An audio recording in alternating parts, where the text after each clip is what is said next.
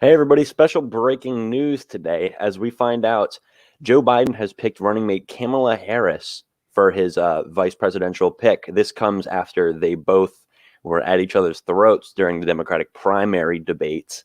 And now this is what we've got. So, Gerald, initial thoughts on it?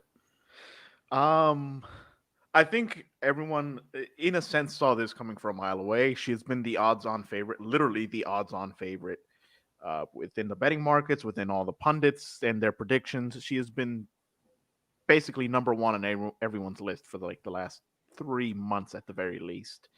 Um, like you said, this is she's I think she's a freshman senator. Is she a freshman or was I her don't know about first? that. I did. This is the first. This is her first time in the Senate. She used to be the Attorney General for the state of California. She has a long political history in that state and also a very, let's say, public um, political career, especially since earlier this year she was vying for the Democratic nomination for the White House. And like you had mentioned earlier, she was on the debate stage against Joe Biden and among other candidates during the primary season. And really, apparently, one of her defining moments was tearing into Joe Biden during one of the debates. And, like I think already the Trump campaign for his reelection has already released a an attack ad, you know, let's say focusing on the fact that they were at each other's throats and now they're partnering up for the nomination. uh, Joe Biden did stay true to his word. He said he was going to pick a female vice president, and should he be elected, I believe that yeah, that would be the first time in history that um, or yeah, the first time in history that a woman would be on the no, not on the would be elected for the office of vice president. And looking ahead, this is also we also said that should Biden get elected because of his age, he most likely would not go for a second term, and that would turn into, like you had said before, the heir apparent to the Democratic Party and basically a shoe in for the next nomination in 2024. So there was a lot riding on this decision, on this pick, and we saw that um, we saw the other people who had also been being considered had been vetted by the Biden campaign, such as Val Demings, Tammy Duckworth was in the mix. Susan Rice was also someone who was viewed favorably by a lot of different news pundits and political analysts. But Kamala Harris never really stopped being the favorite, and she has been picked by Joe Biden to be his running mate. And um, I think it's not to underscore. I don't want to underscore or rather, I want to make sure we point out the historical significance of a woman of color being on the Democratic ticket in such a high position, and like we said, the heir apparent to the Democratic Party. And we'll see where this goes from here. And we'll Well, see how this affects poll numbers. We'll see how this affects voter enthusiasm or lack thereof, depending on how people view the pick. So, Well, it was interesting in the last couple of days because Joe Biden had made the announcement that he made the announcement regarding an announcement that he would announce his vice president in the coming days, which prompted a lot of theories about who he was going to pick. So Susan Rice had sold her Netflix stocks, and people believed that that was her getting rid of any business connections before being nominated vice president. As you mentioned to me earlier, there was a plane being tracked from South Bend, Indiana to Delaware. And some people speculated that there was Pete Buttigieg on his way to usurp the vice presidential throne. But it's all final now. We have an answer for this. Now, I'd like to take a look back at Kamala Harris' past. She has a track record of heavy incarceration rates, even for petty crimes such as like possession of marijuana, and she has shown incredibly high levels as the Attorney General of California in deportations back to Mexico for illegal immigrants. So, what what is the most concerning part of her total package to you?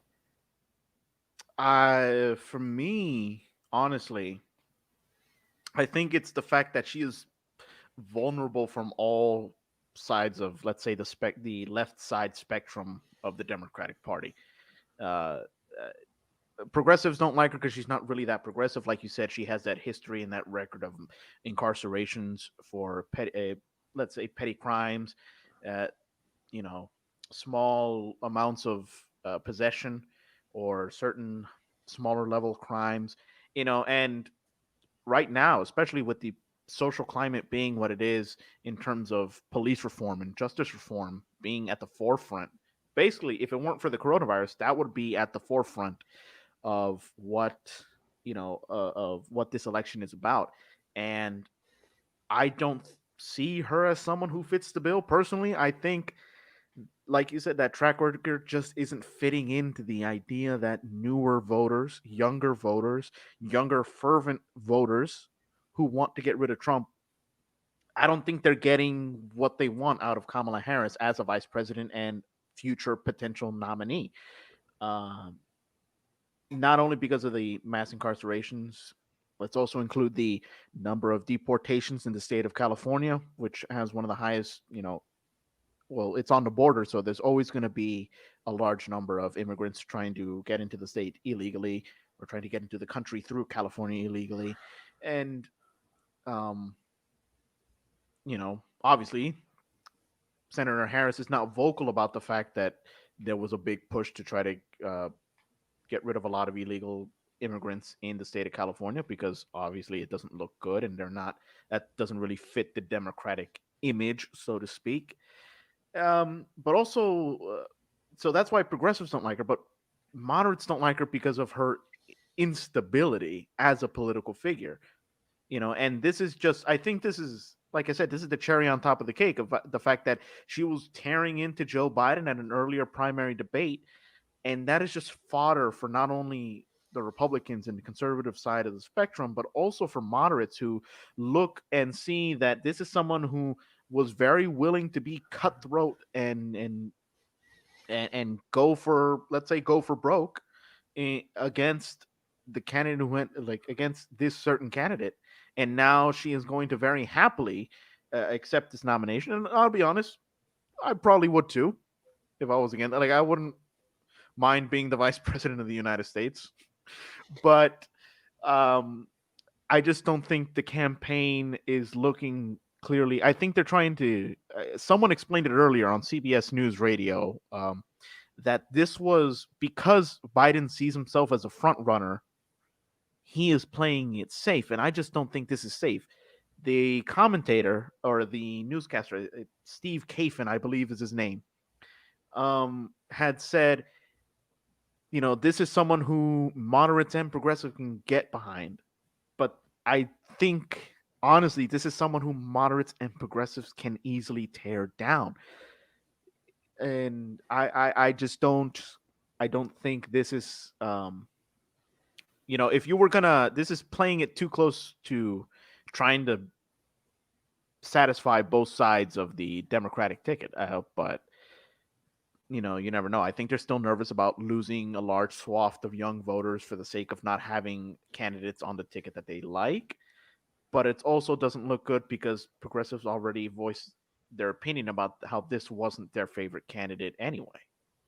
Right. Well, I can already hear the attack ads right now being commissioned, which would be Kamala Harris's very own words against Joe Biden that she had used in the many debates, and then that's all you have to do. You just keep playing that. I can just imagine just like a voiceover or some words on a screen. They say, "Not our words, hers." Yeah, his vice presidential pick just said this less than a year ago. Well, I think that, as you had just highlighted, she's really towing the line between being anybody moderate and being anybody progressive, and it's not doing it in such a balancing way. It's more so doing it in a way that displeases both sides. You have some characters who would find themselves in the middle of being a moderate and then also being a progressive, and then they make change on both sides. And we saw that with Barack Obama, with the progressives really wanting something a little more and the centrists or the moderates wanting something a little less, but it left them all satisfied. And with Kamala Harris, I think it's the opposite effect, where no matter what she does, she's gonna get reamed from one side of that spectrum. Yeah, it's I don't know how this is going to play out, and we're I honestly I don't know how this is going to affect polls, because usually also one of the other reasons you pick a vice president. I know Donald Trump did this masterfully by picking Indiana and getting a lot of flyover territory that you're always talking about, which is seems to be even more and more important every single election cycle. This is not someone who need. This is not she's not from a state that needed a solidifying, you know, vote. Let's say this is one of our this is one of our citizens. Let's vote for them and tip the scales. This is California. This is a shoe-in to be a Democratic state unless it's Ronald Reagan. Right, right.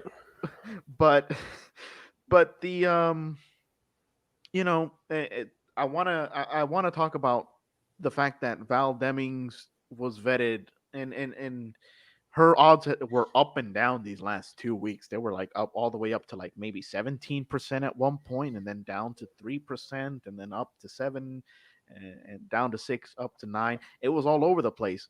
But you and me have both very clearly stated we thought Val Demings was the home run pick, a sleeper pick who would have made a huge impact in the electorate, at least on the Democratic side, because it would have still meant that a woman of color was going to run. But it also means that Joe Biden is not, tiptoeing around the issue of trying to be progressive or, moderate. He definitely he's a more moderate candidate to begin with anyway.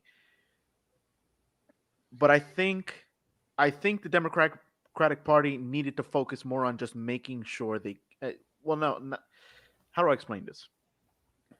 I don't think they needed to focus so much on trying to salvage votes that they have right now. Like these votes, this is not 2016 where people are not going to vote because Bernie Sanders didn't win. These are Right. people who have already lived through what they see as their worst nightmare ever, as 4 years of President Trump. And they are willing to vote Democrat no matter what, just for the sake of never having to vote Trump. And Never Trumpers is a movement that I think has even more steam than it has ever had before, at least amongst, I would say, almost all Democrats. A good chunk of the independent and moderate vote in the middle of the spectrum, and even some Republicans who felt like they had no other chance or no other way to put a republic, to keep the Republican conservative line in check. And I think if they would have put Val Demings, because we have spoken, she's a representative, has a history in law enforcement. She used to be the police commissioner for the city of Orlando before she was a U.S. representative. She was one of the House managers that went over to the Senate during the impeachment trial of Donald Trump. So that would have, I think, automatically won her points in the Democratic electorate camp. But also the fact that she has been a police officer, someone who climbed ranks into being a police chief. Not just someone who was given the title, someone who climbed the ranks, someone who has been a cop during a time where like I said, there seems to be an even greater distance every single time you look at it between the two sides of an argument. Um, this is someone who knows how to deal with um, a police system and how to change things for the better, I believe. And I think her history and her record on policing is better than Kamala Harris's. And not only that, because she was from Florida, she would have helped. Because you believe, even though polls right now are showing a pretty not, I'm not going to say significant, but a pretty let's say lean, definitely in lean territory, lean blue Florida. But you're not convinced of that. You still think there's going to be a surge of older voters or people who moved out of states such as Maryland and other states because of the tax haven that is Florida, that are going to turn it red this election cycle again and give Donald Trump those 29 electoral votes. this would have solidified a definite lead in Florida, even if it's by just enough to get the electoral votes. It's still just enough, and it would have made sure or ensured that Joe Biden would not have had to worry as much about Florida. But now he does, because he picked someone who was from a safe blue state. Yeah, that'll help get his support up in California, and he's going to win that by a landslide. But when it comes to winning an individual state, it doesn't matter how much you win it by. This is a winner-take-all system in 48 of the states. So it really just comes down to what could anybody else do for him as a vice president. And I guess he figured that the upside for Kamala Harris was a little better. Now, she does have the name recognition over many other people just because she was in the presidential primary debates. So she's, I would say, an educated household name these days, that everybody's kind of heard of her. But as the train is going to start to pick up steam leading to November 3rd, I believe a lot more people are going to get into those sensationalized headlines, and they're going to read and they're going to find out her track record on crime, her track record as attorney general, and it's going to cause some concern for people. I mean, it's just, like I said, I don't know how this is going to play out. Convention is, I believe, next week. Democratic National Convention is next week. Is going to take place virtually. And we'll be able to see. We'll see what Kamala Harris has to say in terms of her speech, and looking at other people, Susan Rice, like I said, was very much under consideration. Someone who had been in second place for a little while in terms of betting odds and who they thought would be Joe Biden's pick in the Veep stakes, is what they've been calling it. Now that Susan Rice is not the vice president, now we're thinking about what other positions in the cabinet are going to look like. Is there still a spot for Val Demings in another department, in another, as a secretary of another department of the government? Same thing with Susan Rice or Pete Buttigieg, or maybe even other people. We don't know. But I think, let me get your opinion on this. What do you think about Susan Rice as a Secretary of State? Well, we already saw that she has some experience around that, so right, that it wouldn't be a new challenge. There would be no rust to shake off. It's like riding a bike, I would assume. I think that that's one of the healthiest people that he could put in there for any of those positions. And we discussed in the pre-show how we saw a couple months ago, and it was how you could make up a cabinet of all of the Democratic presidential contenders, I will say, the candidates. And we agree that it would be a disaster. It would turn into the loudest in the room for it, because everybody is looking at Joe Biden as going to be a one-term president. And so then everybody wants their hat in the race to be next. Right. And there would basically be a supremely extended primary Correct. Yes. That's what it would turn into. So you said, like, the Housing and Urban Development secretary, the HUD secretary, would be voicing off every single week about something. The Secretary of Education, depending on who it is, would be voicing off and everything. And for I don't know. I don't know. I think Susan Rice is distant enough from the political campaign process enough for her to be a very good, viable Secretary of State. Same with Val Demings, as someone who it was not noisy about trying to get into a position of power, but rather someone who's just, they were literally being considered just solely based off merit. Yeah, there wasn't any public eye on them, and I think that's another one of the things, as I just said as a couple minutes ago. Kamala Harris has that name recognition, which is really going to help out. But a lot of these other contenders who were those finalists, allegedly, They didn't have that name recognition. The only reason why we know who they are is because of these different sites that have projected it, the insider information on different lists or people who he's checking out. And ultimately, as you just said, I mean, these people got their names thrown in just off of merit. It shows in their record, it shows in their history, their jobs, and Val Demings would be an excellent appointment for whatever spot that they want her to fill. Yeah. So right before we go, we know this is like a special episode, so we're gonna make it short. But I just want to take just one final look before we sign off for the week at the electoral map. Obviously, it's blank.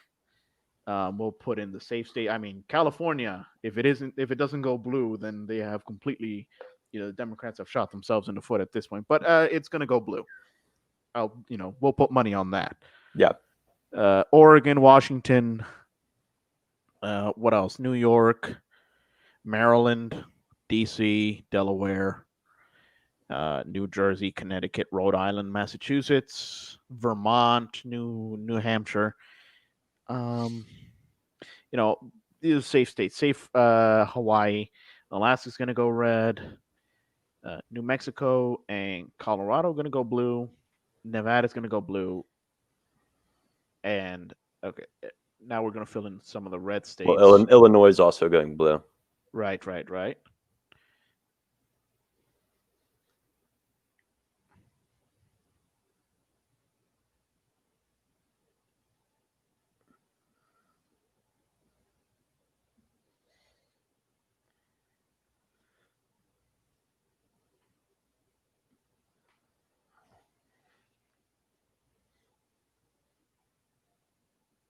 All right, and I think that's just about all the safe states that are there. Am I missing one? No, Indiana's red. And so, with all that being said, I still think, honestly, Texas is going to go red. Georgia's still a complete toss-up. Florida, what do you think? You think Florida, after this decision at the end of that? I think Florida's going red. I absolutely do. Yep. Okay. And state of Ohio? I see Ohio going red. Okay. I also see this is a big shot, and I'm calling it right now. Pennsylvania is going to go red. Pennsylvania. You don't think that hometown hero type of I don't think it's gonna do it. I think that they already don't like him enough. That's why they sent him to Delaware. Yeah. All right. And then I've got Georgia definitely going red. Yeah. I find it hard. I think it's completely possible, but I find it hard. I think one of the three out of Arizona, Texas, and Georgia is going to go blue, and I'm pretty sure it's going to be Arizona. But what do you think about Arizona? I haven't been looking my eye to Arizona, but given I think it's a toss-up, just given how things have been in politics these days. Right. I think Iowa's going to go red. Okay. Yeah, I think Iowa's going to stay red. I haven't seen any movement on that end or in that state that would suggest really otherwise. I think that Minnesota is going to go blue. And then I think the other Great Lakes states are probably going to go red. I'm going to disagree with you on that because apparently the Trump campaign has not scheduled anything or not really put a lot of money into either two states, meaning I think he's one political analyst I follow in a podcast that this somehow this shows in a way that that Trump has given up on Michigan, trying to win it back. Yeah, I mean, we're going to have to see what it does, what goes for it. But I still think that I believe in the last election, it went red. And I think it's going to be hard to flip considering that not much has changed in the scheme and in the layouts of the Democratic Party, electing a not very well liked, appointing a not very well liked person to the challenger status and having a running mate who people honestly don't have any love for. I think it's just a replay of 2016. I'll be honest. Apparently, Gretchen Whitmer the governor of Michigan, was almost considered, or was being considered at one point for the vice presidential pick. I heard about that too. And I thought, well, that's one way to definitely make sure Michigan goes red. Yeah, yeah. Appoint that lady to the vice president, and then they're going to specifically vote against her. Yeah, because that state doesn't really like her. And I'm sure there's some reason as to why not. All right. Well, we can take a look at Wisconsin. I think Wisconsin's going red. All right, I'll let you. I'll agree to that. If Michigan goes red, I think Wisconsin's gonna go red. Right. It's Uh, the Great Lakes effect. They're rarely going to diverge from each other. right. Now, go ahead. Sorry. I think Arizona's gonna go blue. I'll be honest. I still think because the way the numbers are looking, the way Mark Kelly is performing as a senator candidate, uh, he's just immensely popular, and the incumbent Republican senator is not popular at all. And if people come out to vote for Mark Kelly, then they're going to go out and vote blue. And I think that's going to make enough difference for Arizona to turn blue. All right. Now, if we turn our attention over to the East Coast, I really think that Virginia and North Carolina are going to go in tandem. I see North Carolina going red. Well, actually, I think they're going to be opposite. I think that Virginia is going to go blue, and I believe North Carolina is going to run red. I can see North Carolina running red. A lot of people, I think, are overestimating the effect of Raleigh and the other urban environments inside, or the city places in the state. But I do think it was. I don't think it was that surprising that North Carolina went red in 2016. I don't think it'll be a surprise that it goes red right now. I think there's a lot of enthusiasm among small pockets of voters in that state, but I don't think it's enough to make the difference. I agree with you wholeheartedly on that. All right, so this brings us to the completed map. Let's see what the numbers read out. 295, 243. Well, and it really comes down to that I can't state this enough. This is just all conjecture and prospecting right now. This is Right. a very generous lean, and I'm giving it to the red just because I don't see Joe Biden's vice president pick. I don't see Kamala Harris helping him out Yeah, necessarily. right. Yeah, I don't think there's going to be an incredible amount of enthusiasm behind this candidate from anywhere. Like I said, this is an election where the Democrats should have been focusing on not necessarily pleasing the progressives, but rather getting all the moderates and even hesitant right-leaning voters and conservatives to try to bring them over. And that's why we thought Val Demings would have been the perfect person, because it would have given enough um, motivation to some of these unsure voters about on the Republican side to jump ship. But I don't see that happening anymore. I don't see that possibility being there. Yeah, I agree with you. I don't see Kamala Harris really dragging people from the other side of the aisle unless it is in handcuffs. I don't see the garnering a large amount. Thank you. Um, I don't see them getting additional votes just because of this pick. And if anything, it might be a reason that drops votes from them because people don't like her record and they think that it's only going to lead to federal mass incarcerations. And with that, they might just not vote entirely. So this is a generous red one. There are certain states that if one goes, as Gerald and I have said, like there's a good chance that Michigan goes blue or that Pennsylvania goes blue or wherever. But this is my prospect right now. It is a little red leaning, but it's still a close race on this. Yeah. So, yep, and I agree with that. It's like this is just, and again, like purely speculation, but this is the speculation that we truly don't see Kamala Harris garnering a lot of new Democratic voters into the mix. So this is just the result of the pick that Joe Biden had. So yeah, but like we said, um, and as you will very well know at this point, Kamala Harris has been picked as the vice president or the running mate for Joe Biden on this presidential ticket. And we'll see. We have, what is it? 4 months, 3 months, 3 months.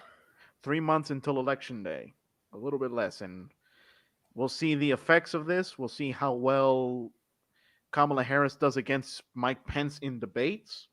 I don't know how that might go actually, because I mean, I don't think you could say that Mike Pence was spectacular, but he definitely stood out against Tim Kaine. But that's only because it was Tim Kaine. It's only because it was Tim Kaine. Yeah.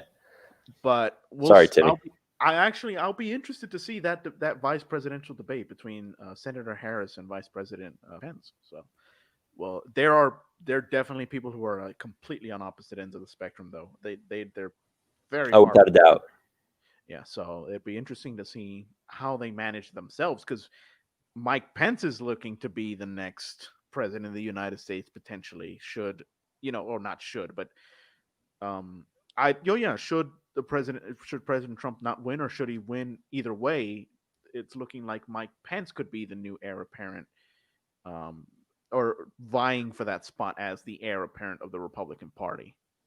Well, we'll only have to see as it gets closer and closer. And in these debates, it very well may be the shape of things to come in form of the debates that we would see for the presidential race in 2024 between if Mike Pence gets that nod, and then if Kamala Harris continues to make her trip to the presidential seat. Well, that's going to do everything we have today. This has been just a shortened episode to check in and get you all the news that you need. We will see you again next week on Monday, same great time. And I've been Corey. And I've been Gerald. And we will catch you next time. Well, see you on the other side, guys.